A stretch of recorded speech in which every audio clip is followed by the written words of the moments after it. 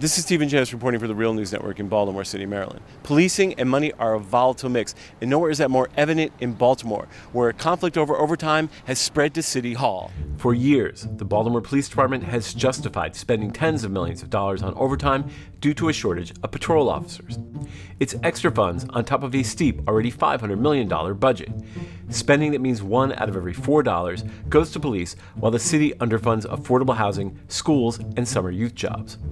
That includes a recent $21 million supplemental spending bill to compensate for excess overtime spending that sucked up all the additional tax revenues for the past fiscal year. You know, and if we as a council don't intervene, we've really created a culture where the police department has become accustomed to exceeding their budget and then coming and asking for additional money for overtime. But now a key city councilman is calling that narrative of inadequate staffing into question. Eventually, if I just keep asking for this stuff, I'm going to have the records right there in front of me. Baltimore City Councilman Ryan Dorsey was skeptical of the idea that overtime was a result of a shortage of officers. I mean, I'm very clearly here challenging this scarcity myth that there aren't enough officers.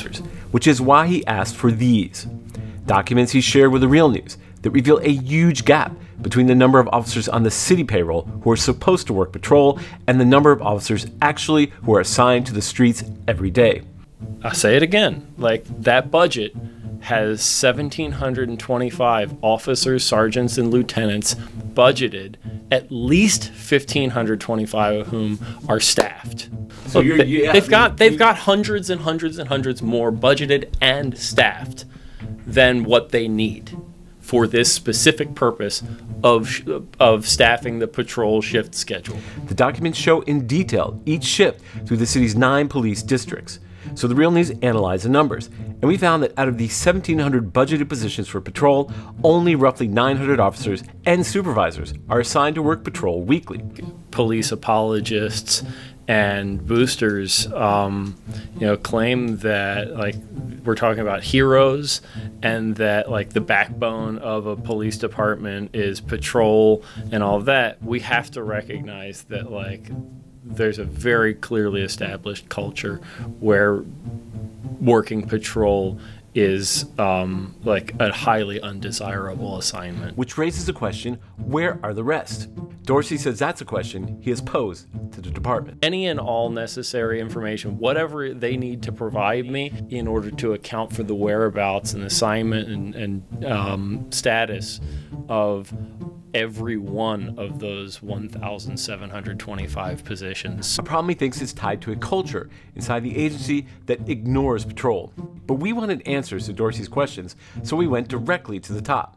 We tried to ask Mayor Catherine Pugh at a press conference at City Hall. First, she told us to wait. Can we finish this?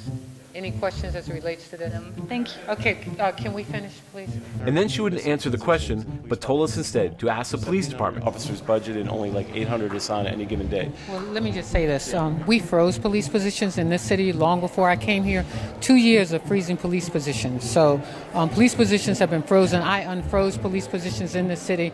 So I invite you all to come to the Violence Reduction Initiative, talk to the police commissioner. He has all the numbers. What's your reaction to the video that the commissioner released yesterday? Which we did in this email, and have yet to hear back. The questions about staffing come as the council has vowed to crack down on overtime. 10, 15 years I've been on this council. We've been talking about police overtime.